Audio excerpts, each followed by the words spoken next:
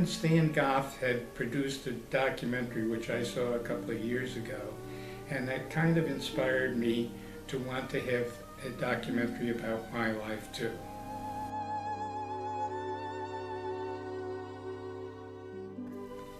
Well, my forebears came from all over Europe, and most of the families, 3 out of the 4 basically, came to live in Albany, New York. I really don't know why that happened, but at that particular time when they came to the United States, Albany was, number 1, the 10th largest community in the United States, and number 2, it was the 2nd capital of all the capitals of the states in the country. Also, Albany was a very big trading center, primarily because of the river traffic from the Hudson River, which eventually could go all the way to the Great Lakes. With the construction of the Erie Canal, Hudson River basically was connected to the Great Lakes and permitted trade to go all the way to the Midwest in the 1850s. At that particular time, the Hirschbergers and the Ilches had come to Albany. In addition to all of that, Albany had a Jewish population that was approximately 6% of that 50,000, and they all lived in what was then known as the south end of the city. The south end of the city eventually came under the hammer, so to speak, of Nelson Rockefeller when he was governor of New York. When he was governor of New York, the state constructed what is presently known as the Empire State Mall. That mall is constructed on the site where many of the Jewish families lived in the so-called south end of Albany. So there was no way for me or anybody to go back to find the family homes that existed for the Ilches and the Hirschbergers back in those days.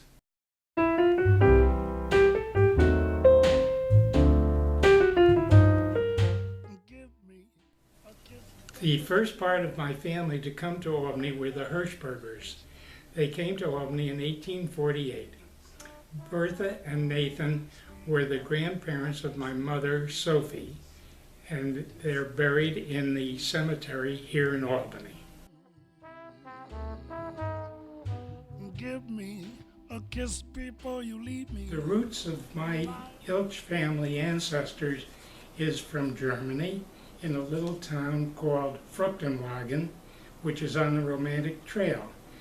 In 1933, a letter was received as a result of one of my cousins requesting it from the mayor of this town, who kept adequate records of all of the Jewish families that were there. And it indicates that the gravestone of great-great-great-grandparents of mine are buried in that town. Some of them born as early as 1757, Abraham Julia Ilch. And their grave sites I've never seen, but they exist according to this letter that was received before Hitler came into power in Germany. The 3 brothers of the Ilch family that emigrated from Germany are all buried in the Albany Cemetery, along with many of their descendants and my relatives. Don't go slow, it's only green lights and all right. Well, this was the Ilch family residence, and it included a smile.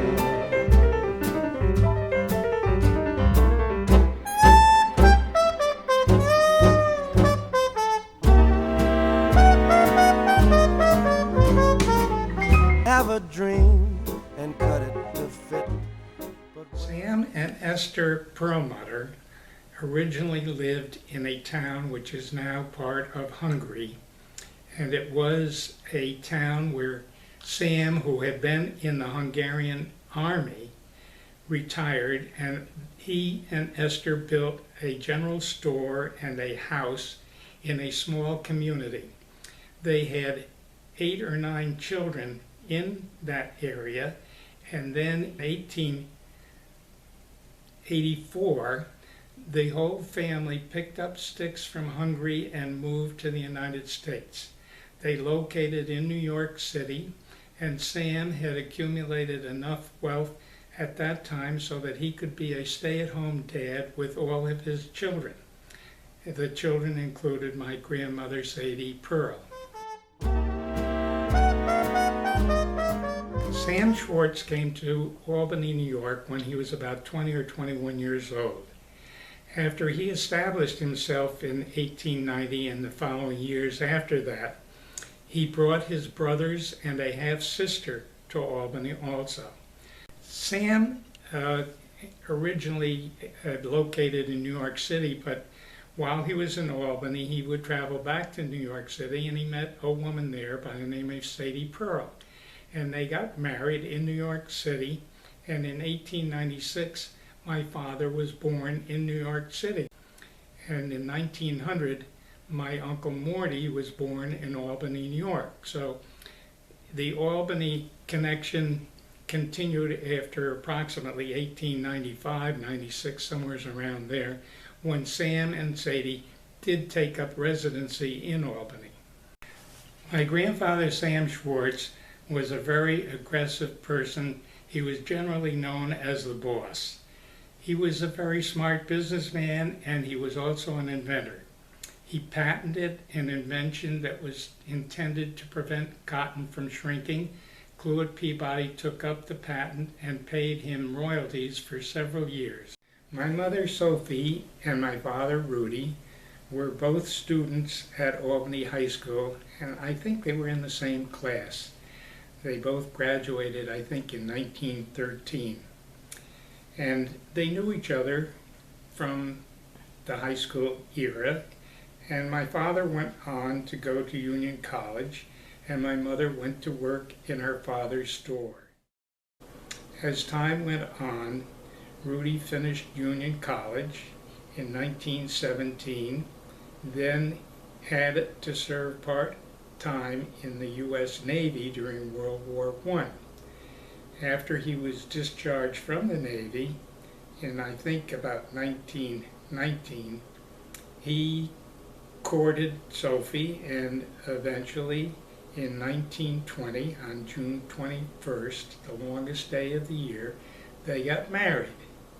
They spent their honeymoon in Atlantic City, which was a fashionable thing to do at that time.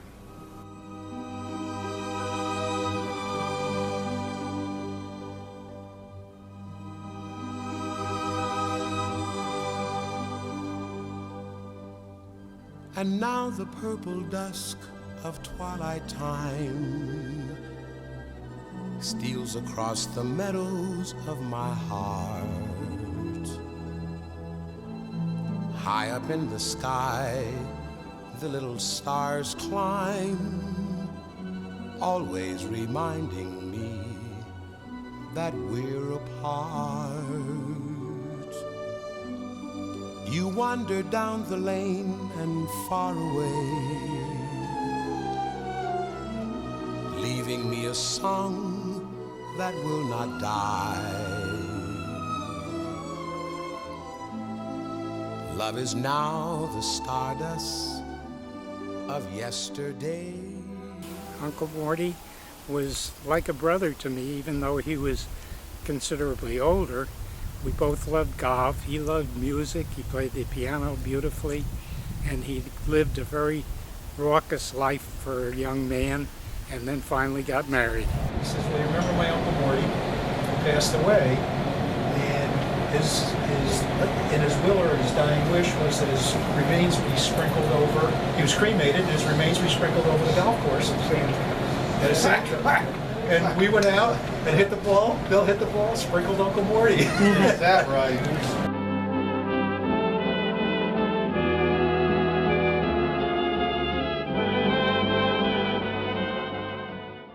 In about the 1916 era, the Ilch family moved from South Pine Avenue to Myrtle Avenue. They had constructed a large house there, and that house now is divided into 4 individual apartments.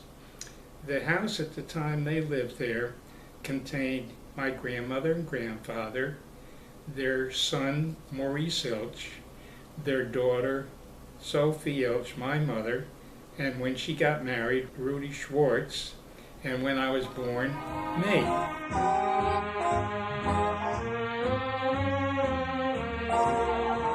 In addition to that, Sophie's sister Bertina had been married at one point in time to a Schenectady lawyer by the name of Ralph Urey. However, that marriage dissolved in a divorce, and she came back and lived in the house also. So it was a pretty full house with all of those people hanging around while I was growing up. While I was growing up on Myrtle Avenue, I had a lot of fun with the neighbor kids. We used to play out in the street, and we used to play stoop ball by throwing a ball against the stoop and trying to catch it and pretending we were baseball players in the big leagues and reciting names like Ruth and Gehrig and all of the other famous athletes at that time. In addition, we lived very close to a park called Richfield Park. And Richfield Park was a wonderful place for kids to play. They had a baseball field, they had a football field, they had a tennis court, and it was so close by it took only a couple of minutes to walk there, and it was not usually very crowded, so we always had a chance to do the things that we did. During the Depression, when things were very difficult economically for almost all of the American people at that time, I tried my own little way to help the family. I used to deliver circulars for the Madison Theater, which was close by to where we lived, and those deliveries permitted me to have a pass to go to the theater as many times as I wanted each week. In addition to that, during the winter time, I usually shoveled a lot of snow to try to pick up 50 cents here and 25 cents there, whatever it might be, to earn a little bit of money to help my parents along. Also in our backyard we had fruit trees, and it was an annual thing for me to pick some of the cherries off of the tree and take them to a small grocery store who would buy them from me. In addition to that, I peddled some of the cherries from door to door around the neighborhood. I also made my attempt of making money by selling magazines for Curtis Publishing Company. Not very successfully, I would say, but nevertheless it was regarded as an effort on my part to try to help the finances of the Schwartz family. During the Depression, my mother made her effort to try to economically help the family along. She took a job with a dress store selling dresses, and she also modeled the dresses. As a matter of fact, I have a picture of an ad that the store placed in the local paper with my mom modeling a dress. In addition to that, she used to work regularly at the voting polls and had her picture taken regularly with the mayor of Albany, Mayor Thatcher, who lived on the same block we did on Myrtle Avenue. My neighborhood friend Harold Dorn and I had an adventure that lasts in my memory for many, many years. It happened when I was about 10 years old in about 1932, during the depths of the Depression. I stole $1 from my mother. She had a hiding place where she kept some extra money back in those days. So Harold Dorn and I went to the A&P store on Madison Avenue, and back in those days, large candy bars were available at the price of 3 for 10 cents. So Harold and I bought 30 candy bars, brought them home, ate a lot of them until I got found out and I was accused of taking money, but no punishment ensued, and I enjoyed the candy for a long time. My father lost his job at Cluett Peabody. My uncle had a job with a Puro filter company that had water, ice water coming out of a machine, and they were both out of work, and it was the depths of the Depression. So the two of them started delivering beer when beer became licensable and distributable. And they did that out of my grandfather and grandmother's house. And then a guy came along and said, "You two young men ought to go in the liquor business with me. I'm going to get a license." And that's what happened. He got a license. He hired my uncle and my father, and the three of them ran a store in downtown Albany called Winchell's. The first day it opened after Prohibition, Oh my God.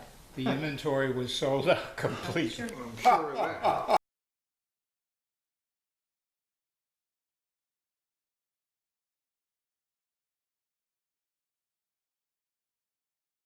My childhood education was all taken care of by the Albany Academy, a school that was established 200 years ago. When I joined the Academy in 1928, I was one of the 10 or 12 students who finished the entire course through graduation. My experiences there were varied. I had some happy moments and some unhappy moments. There was one kid in my class who was bigger than I was. He was stronger than I was. I was a little kid.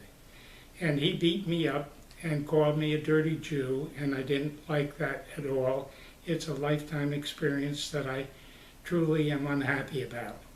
And yet there were other occasions when I had friends and fellowship with the students that I was in attendance with, and generally I had a good time. In 1940, I graduated from the Albany Academy and took a summer job in Albany and was allowed to enter NYU in September. When I went down there, I immediately started sleeping and eating at the ZBT fraternity. I lived there for most of the first semester, became a pledge to ZBT, and joined the fraternity. From there on, I continued my studies in accounting and became ultimately the president of the fraternity and gathered a great friend, Bernie Moncharge, who unfortunately died at the age of 39.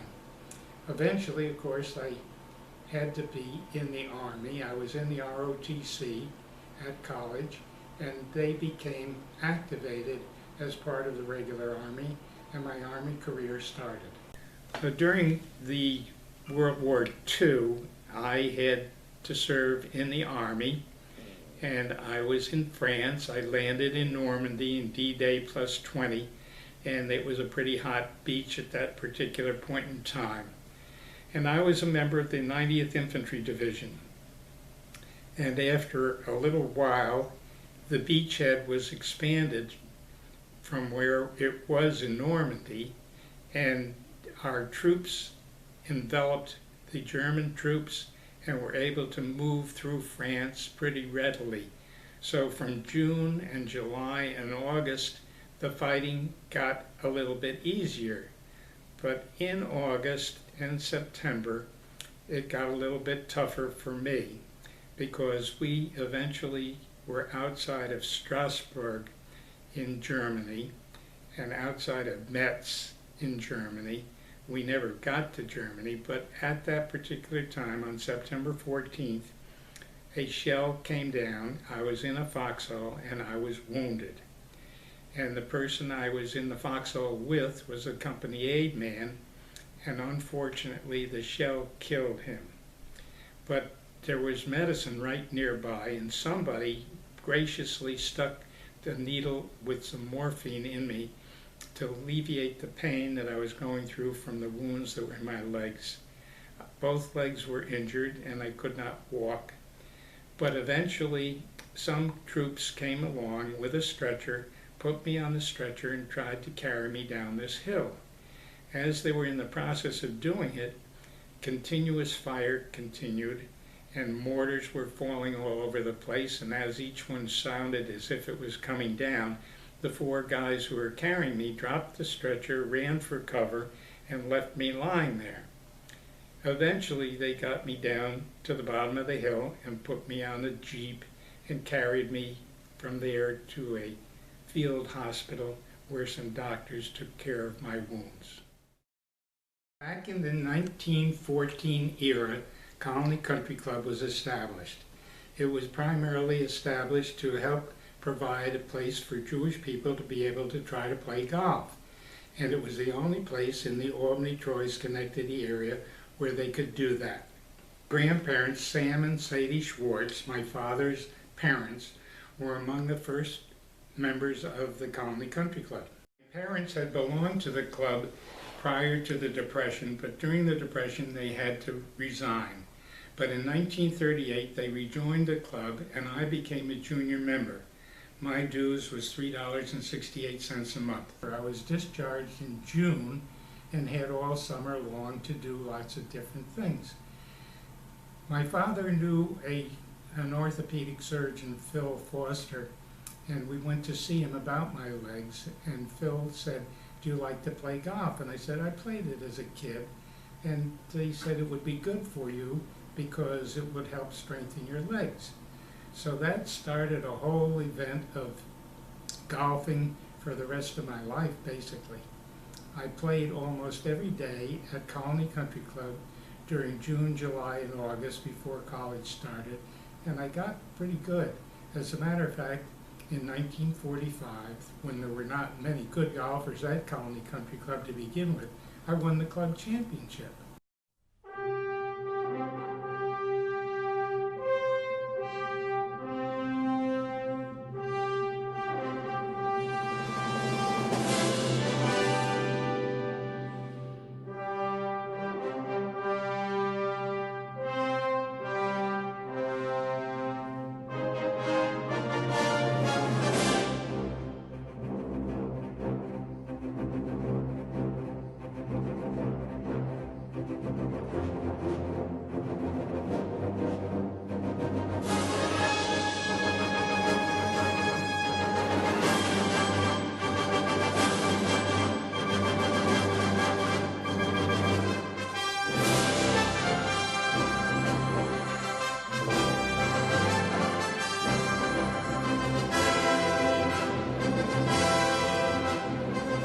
That's the third green, and I got my first hole-in-one on that hole about 50 years ago.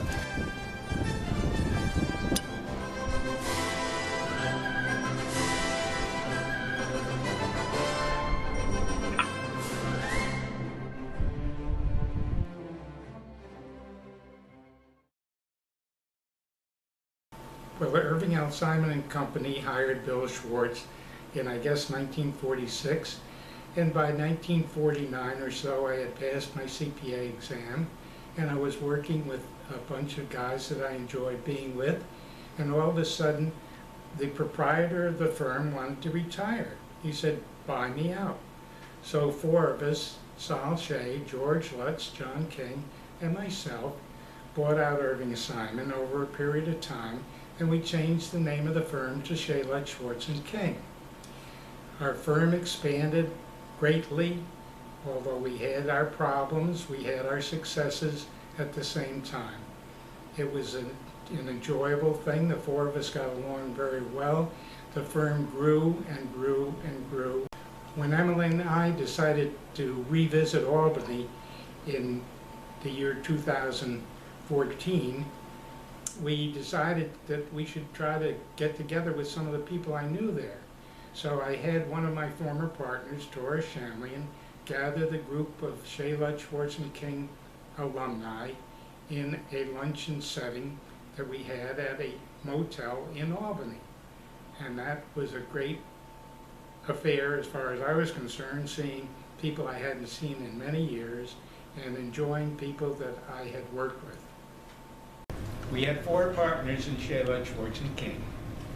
Sal Shea was the working partner, John King was the eating partner, George Lutz was the drinking partner, and I was the golfer. As the firm expanded, it became more and more difficult to get good help, and the accounting profession was running into one problem or another, and we were thinking about our retirement, that is George, Sal, John, myself, and we decided that we would merge in with Coopers and Lybrand when they offered us that opportunity.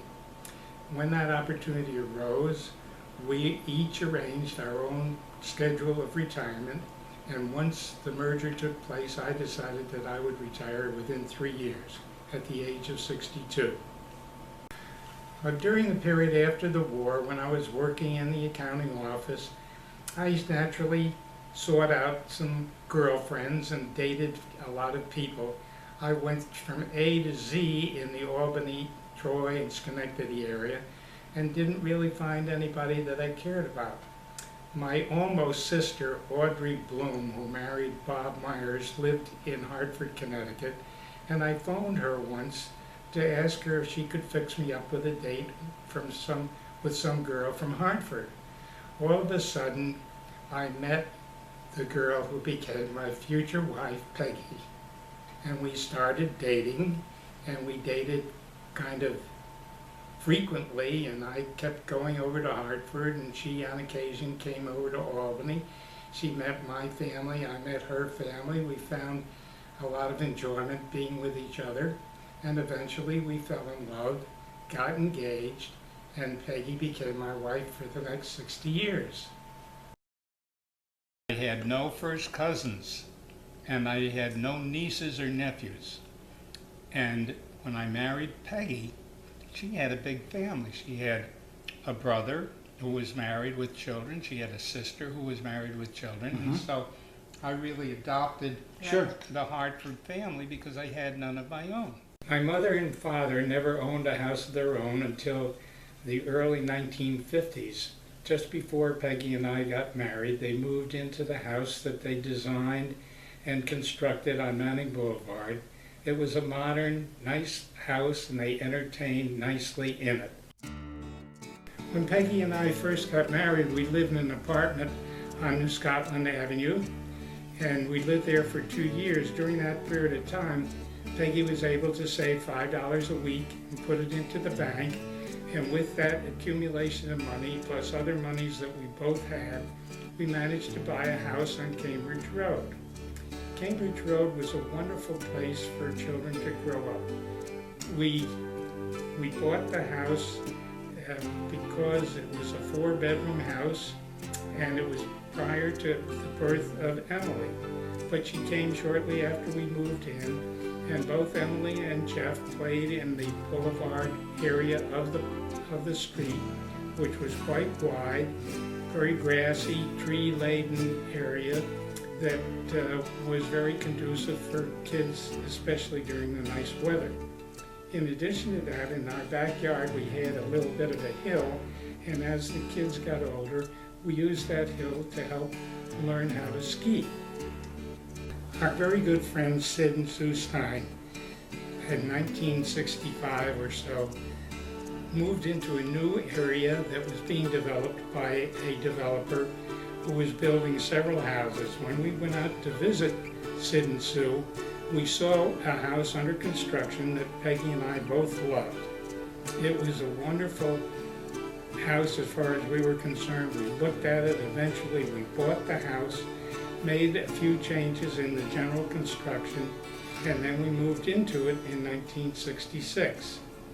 While we were living in Newell Court, Peggy and I entertained my entire family, what there was of it, and we would always have guests for Thanksgiving and Christmas and other holidays or birthdays or anniversaries. We were party givers, and we enjoyed entertaining the family and our friends who came to visit us at that time.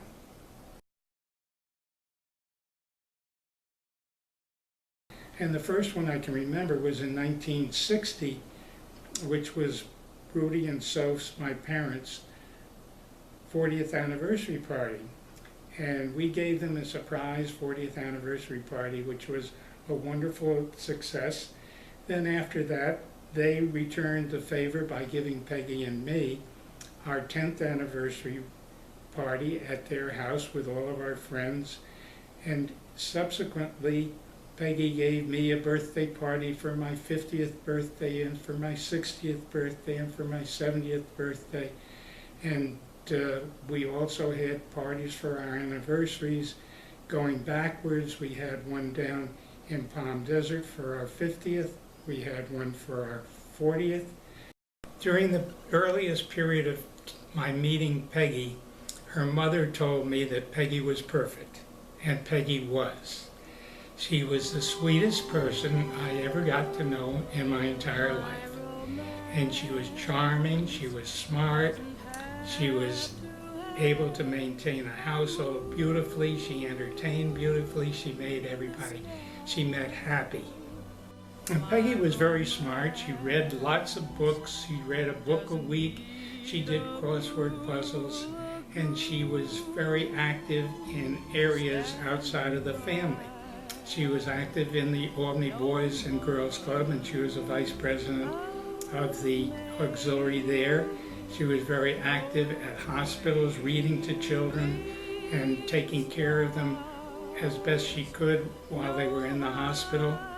She did many club shows by writing parodies to songs. She used to write songs for friends who had anniversaries or birthdays. She was a lyricist. She played the piano. She was extremely talented in every way. In 1980, there was an independent candidate by the name of John Anderson, who was a third-party candidate running against Governor Reagan and at that time President Carter. And Peggy became heavily involved to the extent that she ran 13 counties in New York State on behalf of John Anderson, who unfortunately ran an unsuccessful campaign. I became heavily involved in community jobs or service in the Albany area. I became a member of the board of Temple Beth Emeth.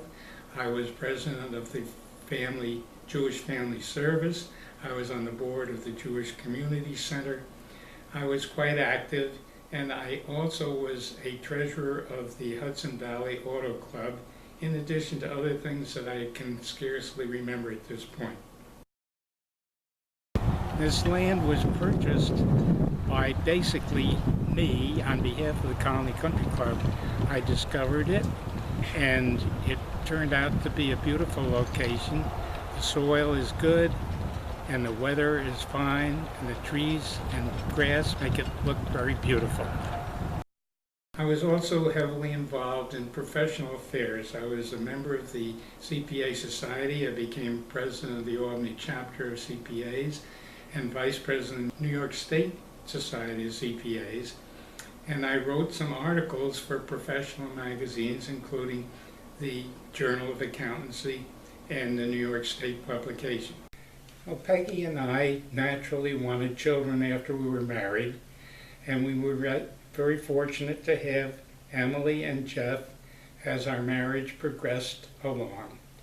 Emily was born in 1954 and Jeff in 1957, and Peggy and I loved them greatly as any parent would love their child, and we enjoyed being with them in both their school activities and their growing up and their outside activities, which included various things. Emily in some shows, and Jeffrey doing his thing with piano and violin at an early age. And we took the children on vacations. We took them skiing. We took them to Bermuda. We took them to Florida. On one occasion we took them to Baltimore, and they never delivered our clothes, and that created a trauma for everybody. But we thoroughly enjoyed the children and loved bringing them up.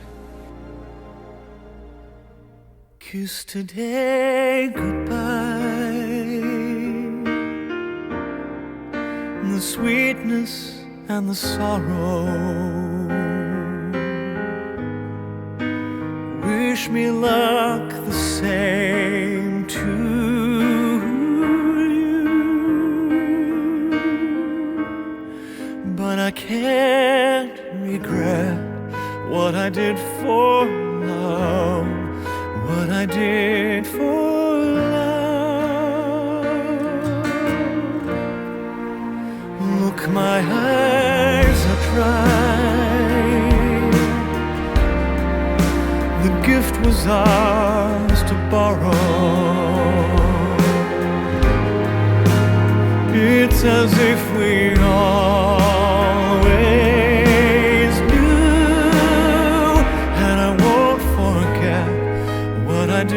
for love, what I did for love. Peggy and I were blessed having 2 grandchildren actively being brought up while we were aging ourselves, and during that period of time those 2 grandchildren became adults. At the same time that they became adults, we got 2 more grandchildren who entertained us as we aged gracefully into our older years.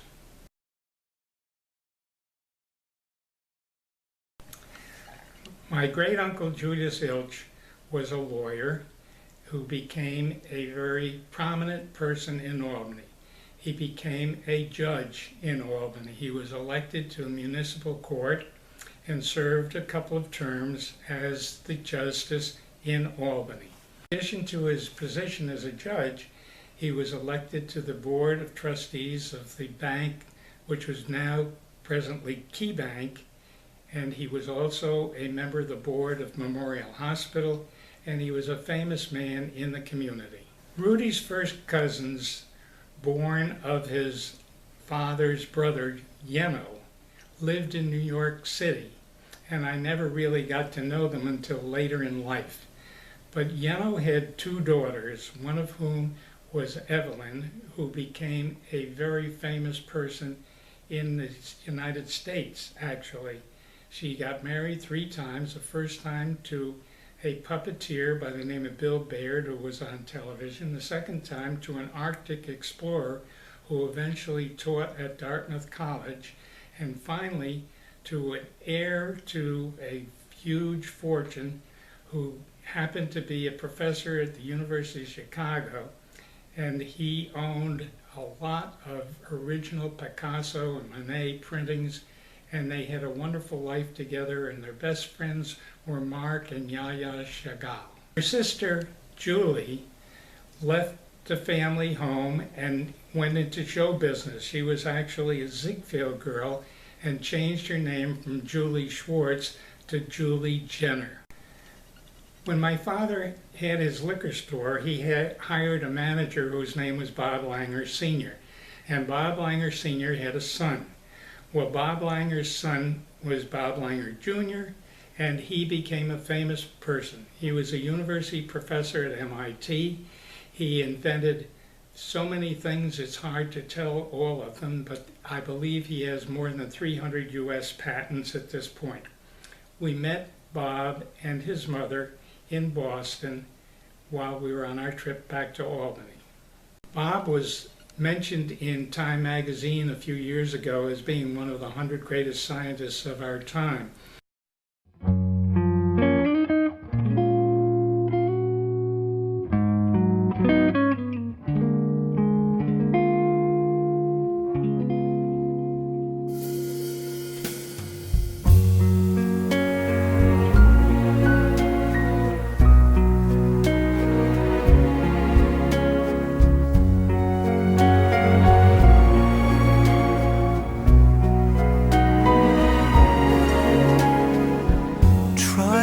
To remember the kind of September when life was slow and oh so mellow. Try to remember the kind of September when grass was green and grain so yellow. Try to remember the kind of September when you were a young and callow fellow. Try to remember, and if you remember, then follow.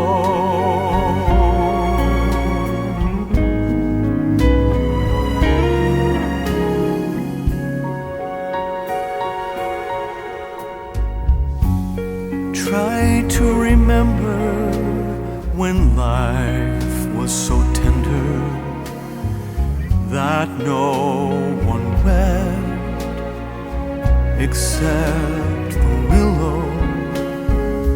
Try to remember when life was so tender that dreams were kept beside your pillow. Try to remember when life was so tender that love was an ember about to billow. Try to remember, and if you remember, then follow.